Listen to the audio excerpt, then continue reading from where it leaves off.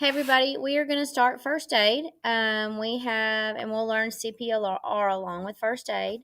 You also, since we have finished vital signs and we've talked about the cardiovascular system and the respiratory system, the next step is to talk about first aid and how we train for first aid.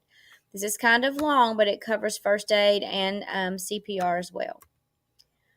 So, what you should learn is that you should be able to identify your role in first aid and CPR. You should be able to provide temporary assistance in the medical emergency situation until a professional rescuer arrives to assume the responsibility. And that's the purpose of first aid. Know the purpose of first aid.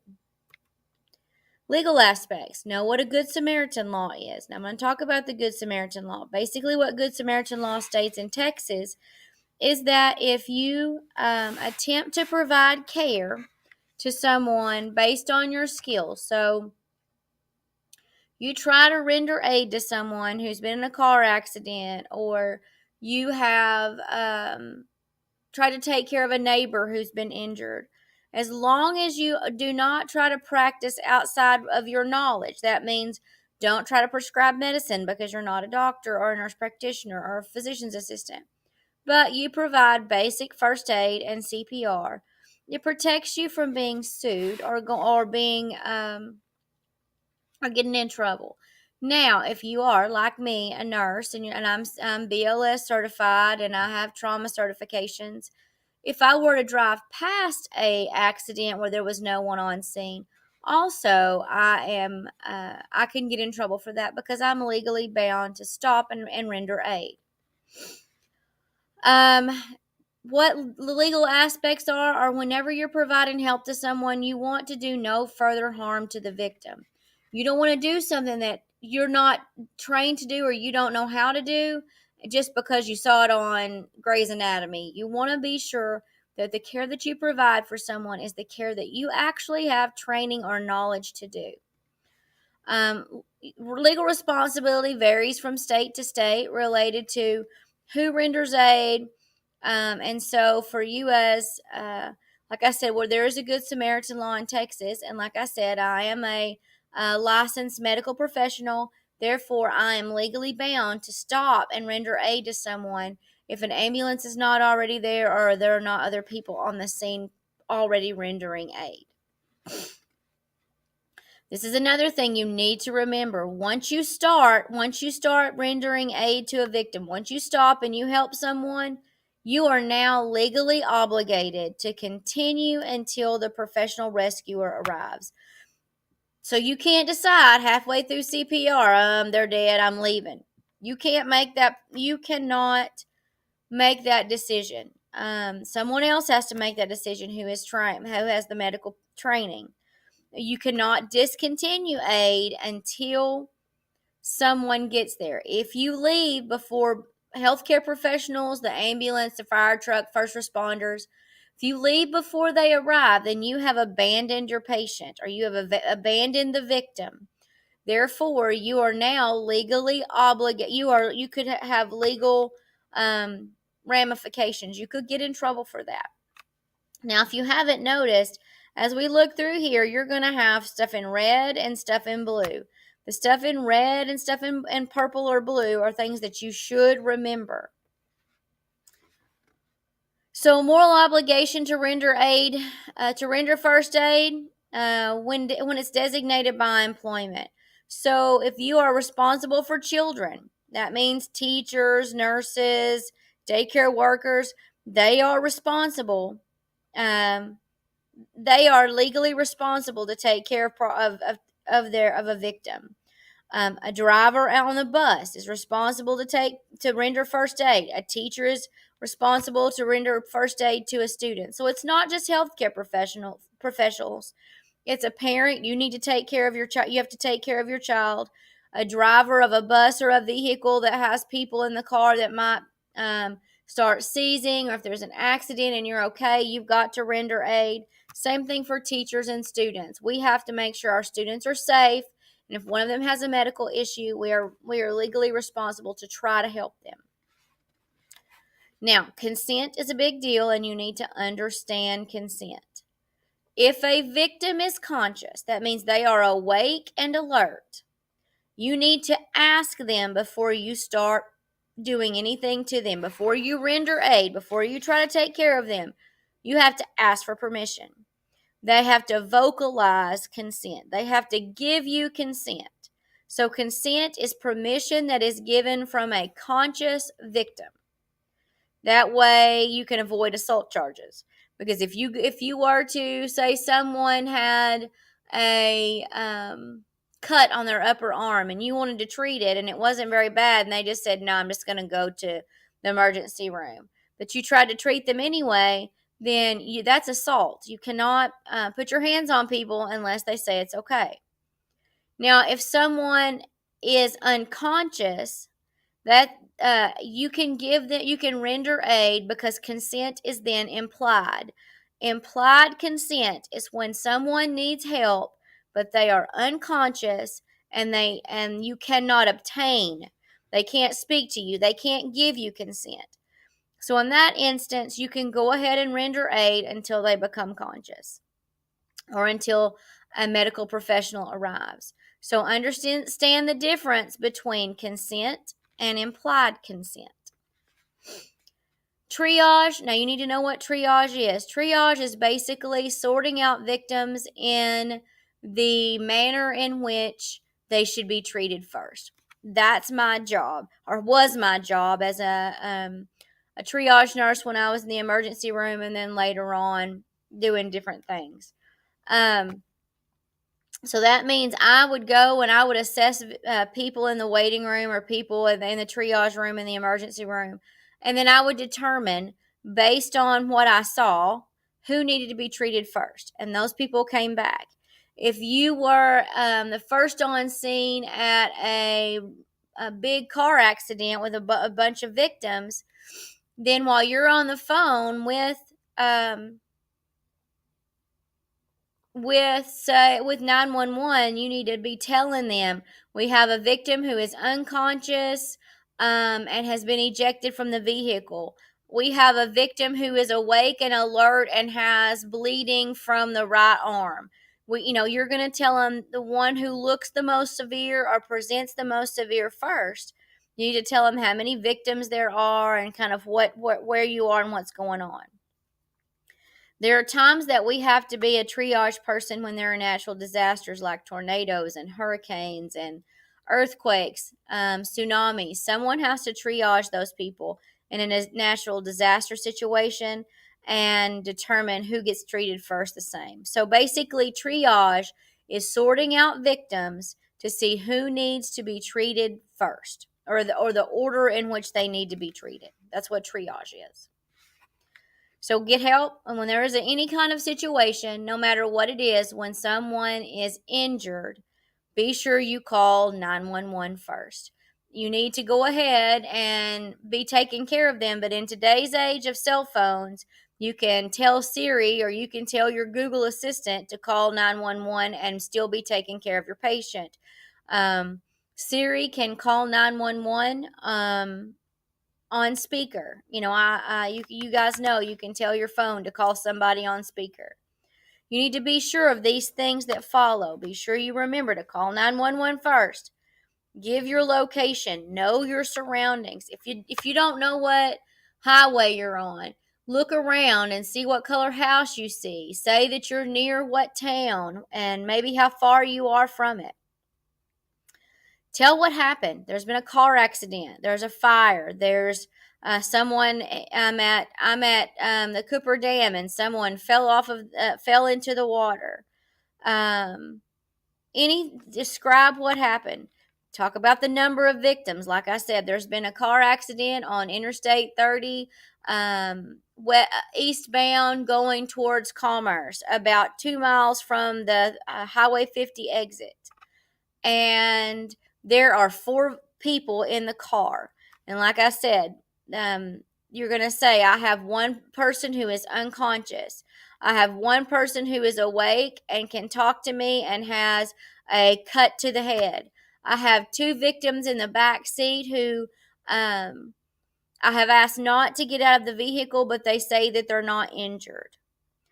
You want to make sure that when you're trying to help someone, that as you're walking up on a scene or on an accident or on a disaster, that you're looking around to make sure that you are safe. You cannot help someone if you are not safe. So even as you're calling 911, you've got to look around and make sure that you are safe. You cannot help someone if you are not safe. So there's two components to assessing a victim. We have primary observation, and that's designed to see whether or not there's a life-threatening issue and to take care of that immediately. So primary is we're looking for airway, breathing, and circulation. We're looking at the ABCs. Are they breathing comfortably? Is their airway open? Are they conscious? Are they making sense when they talk to you? Or are they unconscious? They're not breathing and you don't have a pulse. Then that's the primary observation. You got to make sure they're awake and alert, that when they talk to you, it makes some kind of sense, and that they have a good, strong pulse. You want to make sure there's no major bleeding. And then the next thing we do, once we make sure that they're not in a life-threatening situation, then we do what's called a head-to-toe assessment. We look for obvious things that we can see. We are gonna look at their head. Are there lacerations? Are their eyes? Do they look normal, or is one pupil bigger than the other? Do they have a nosebleed? Are they bleeding from the mouth? Are there any scars or cuts or abrasions to the face? When we look at them breathing, are both sides of their chest rising and falling at the same time? Are they able to move their fingers? If we look at their nail beds, are they good and pink? Are they complaining of any belly pain? Does their stomach look normal? Are they able to move their legs and their toes? That's a head to toe assessment. Once we look and make sure everything's okay and they can talk to us, then we ask them history. We want to ask them if they're allergic to anything. We want to look around and see if there's somebody that can help us. We want to gather this information as well.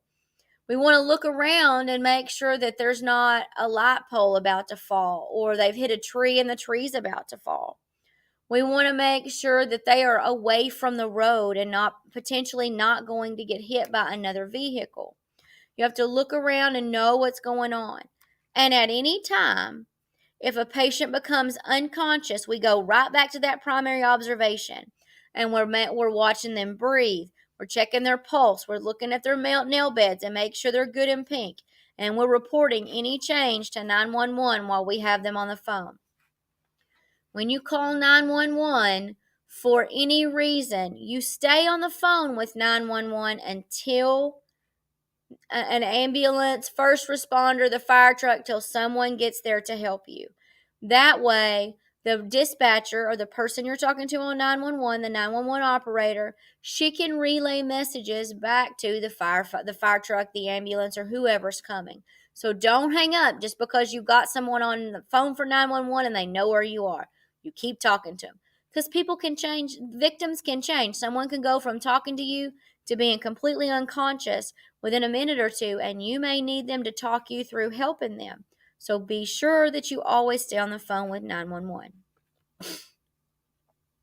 So key components of that primary observation, like I talked about: airway, breathing, circulation, and level of consciousness. So airway, are they able to talk? Are they breathing okay? They're not coughing. They're not choking.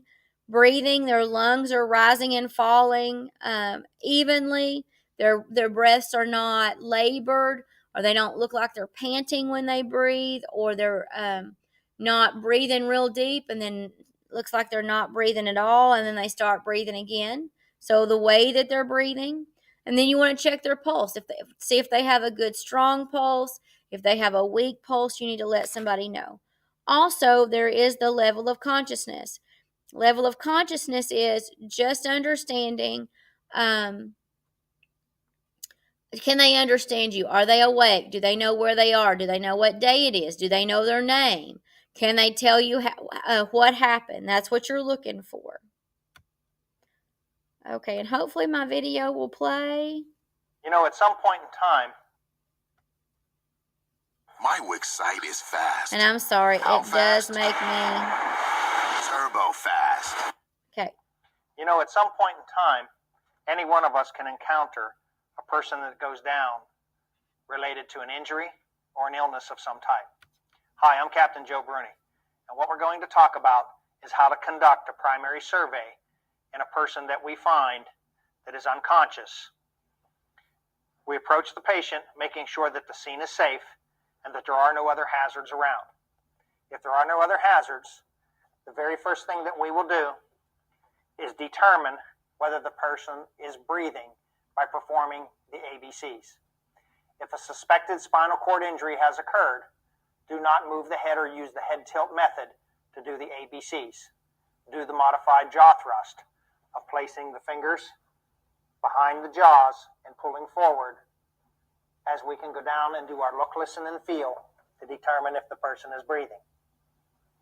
Looking for chest rise, listening, and feeling with our cheek for the exchange of air. After we do our ABCs, we check for circulation to determine if there is a heartbeat. If we have no heartbeat and no airway, we would begin the steps of CPR. If the person is breathing and they do still have a heart rate, and we do still suspect a spinal cord injury, we would maintain control of the head and the spinal cord, and then assess the patient for any type of bleeding that they may have. If they have some type of bleeding, addressing that bleeding would be the next step. I'm Captain Joe Bruni on how to conduct a primary survey. Okay, so hopefully that recorded. It's being kind of, like I said, my Screencastify is a little bit crazy today, so hopefully you got to see that video. If not, y'all will have hopefully I'll send these and you can click on that and watch it. Okay, airway. Is it open? Is it functional? If not, try to correct that by moving the jaw with the head tilt lift, or the jaw thrust, like you saw him do. If you are unsure of a neck injury, so here's the thing: if you don't know how someone became injured, we assume that there is a head injury or a neck injury. We don't just go start moving people around unless they are in an unsafe environment. An example of that would be if someone was ejected from a car onto the highway, we would need to get them off of the highway. Now, in that instance, we're going to move them and try to support the head as much as possible, and keep the head stable. But we may if they have been ejected onto a highway, other vehicles may not see them and they could get run over. So we want to be sure that we always, if we do not know how an injury happened, we just assume that there's a neck injury and treat them accordingly. Also, if they're not breathing correctly, we want to check and make sure their airway is not obstructed.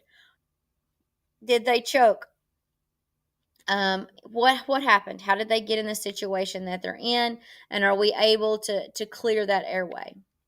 Breathing. If the victim can speak or cough, generally they are breathing.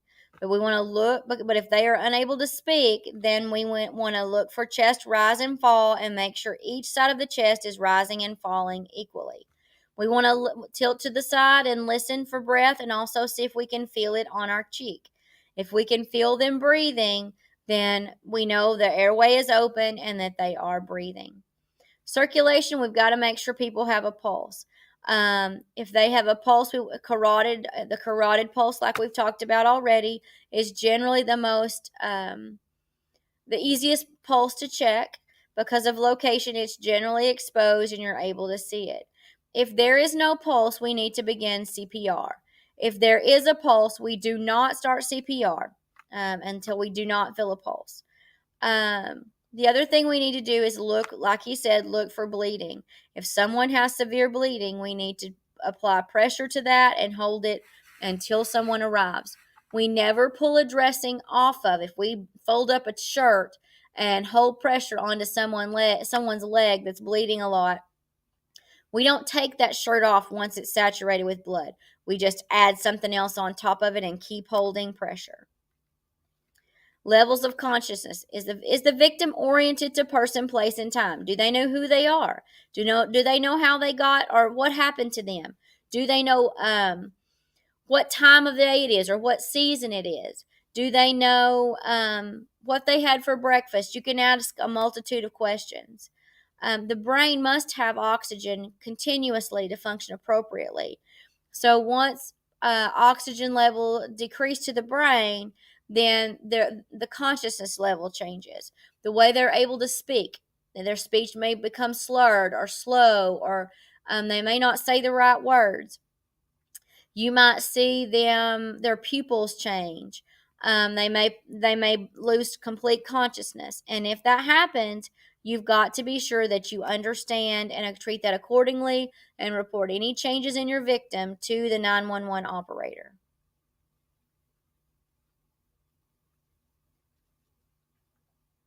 You know, one of the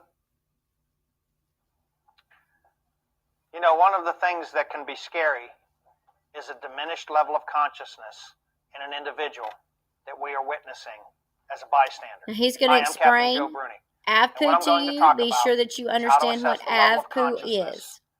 In a patient or a victim of an accident or injury. Level of consciousness is based on a scale known as AVPU, A-V-P-U. The A standing for alert. Ask the person their name. Do they know where they are? Do they know what day of the week it is? Do they know the President of the United States?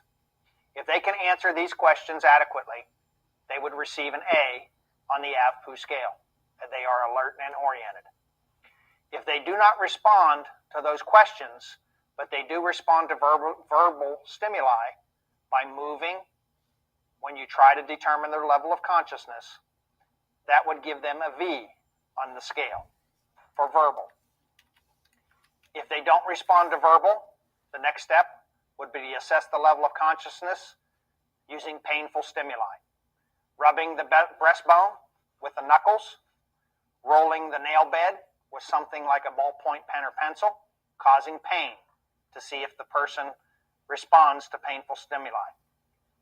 If they do, they would receive a P on the scale. If the person does not respond to any type of the above aforementioned types of stimuli, they would be classified as unconscious and receive a U on the scale. When responding medical professionals arrive at the scene, you can already tell them the level of consciousness by following the simple steps of the AVPU scale. I'm Captain Joe Bruni. Stay safe. Okay, let's switch back. So we want to be, so if like I said, if for some reason that didn't record appropriately, please be sure that you go ahead and watch that video so it explains AVPU to you. Hopefully you heard it anyway, but you'll be able to see it as well. History of the event. So you want to know, you want to ask them what hurts, what's going on, what happened. Try to ask about the condition of any other victim, any of the victim, if there's just one person, by anyone who's around. See if you can find out what happened, because sometimes the victim can't tell you what happened, they can't, because they're unconscious. So if there's others around, please sure you ask if they know what happened. And then find out the events that led up to what's going on. So you may have someone who is in a car accident and there are two other people in the car with them, and maybe before the accident the person started clutching their chest. So maybe they were having a heart attack, maybe they grabbed their head and they're having an aneurysm. There could be lots of reasons that you need to ask what was happening before there was an injury. What if someone fell from a ladder, fell off of the roof? They were riding a bicycle and didn't have a helmet on and fell off their bicycle. But when you come up, all you see is someone screaming while there's someone unconscious on the ground. But you don't know that they fell off of the bicycle because there are two people there. For all you know, the person who's erratic is the one that dropped their bicycle there when they saw someone lay on the ground. So you want to be sure that you find out if there's anyone around, what they were doing right before the accident. Then, for your own safety, please look around for drugs, alcohol, weapons, um, ladders that have fallen over, motorcycle on the ground. Um, Make sure there's no power lines down. Make sure if it is really hot or really cold that you address that for the patient or the victim. So if it's really cold, maybe you have a thermal blanket or you have some kind of blanket in your car that you can at least cover them up with. If it's really, really hot, you may have water and you may be able to put cool water on them to keep their body temperature down. Vital signs. So we've talked about vital signs. We want to be sure that we check for respirations. If they're coughing, they're moving, they're breathing. That also means they have a heartbeat. If there's no heartbeat, we've got to start compressions for CPR until we can, because every 2 minutes we're going to check for a pulse again. Um, and if at any time you find a pulse, you stop CPR. But CPR is important when there is no heartbeat, because the longer someone goes without oxygen to their organs and to the brain, the more issues that there are. After 3 minutes of no oxygen, there is going to be brain damage. So we have to be sure we're trying to circulate that blood back to the brain. If the victim's not breathing, once again, we're going to check for a pulse. If they have a pulse but they're not breathing, we're going to do rescue breaths. When we talk about CPR, we will definitely talk about rescue breaths. So also we want to look at how they're breathing. Are they breathing very slowly, less than 12 times a minute, and in a very shallow manner, so it's really hard to see chest rise and fall? Or are they breathing really rapidly and they're making noise when they breathe, and you can see the muscles in their neck breathing? It almost looks like they're fish breathing. You want to make sure that you understand how and what their respiratory rate looks like. Artificial breathing that we could have, if you have, I carry a pocket mask in my car, so I would get out and it looks like not the Ambu bag, which is a really old Ambu bag up there at the top, but the bottom one. I carry a pocket mask with me, or a face shield. That way, you can give them 2 rescue breaths every 5 seconds, which means we're going to give them 20 breaths a minute. So we want to be sure that we are giving them, or we're assisting them with artificial respiration if they are not breathing. We don't do compressions if they have a pulse, but we can assist with breathing. Temperature. We don't necessarily carry a thermometer with us everywhere, but we want to touch the patient's skin. Is it really hot? Is it really cold? Is their skin kind of a blue, dusky color, or is it a really bright pink color? We want to note what's going on with their skin and how it feels. Is it really moist? Are they sweating, or are they what we would call diaphoretic, which means their skin is really clammy or really moist feeling? We want to pay attention to that, and we want to tell the 911 operator if their skin is hot or cold, if their face and skin look really pink, or if it looks kind of a dusky blue. And also we want to tell them if there's a lot of moisture on their skin. So we talked about this already. Pink means there's adequate oxygen. White or pale means that they are losing oxygen to the arms and legs, pretty much. The peripheral blood is not getting to where it needs to go, and they're pulling the blood back. The body is pulling the blood back to the center of the body so that the vital organs can stay oxygenated. If their skin is gray, or what we call ashen, that means that there is definitely a decreased oxygen level in the blood.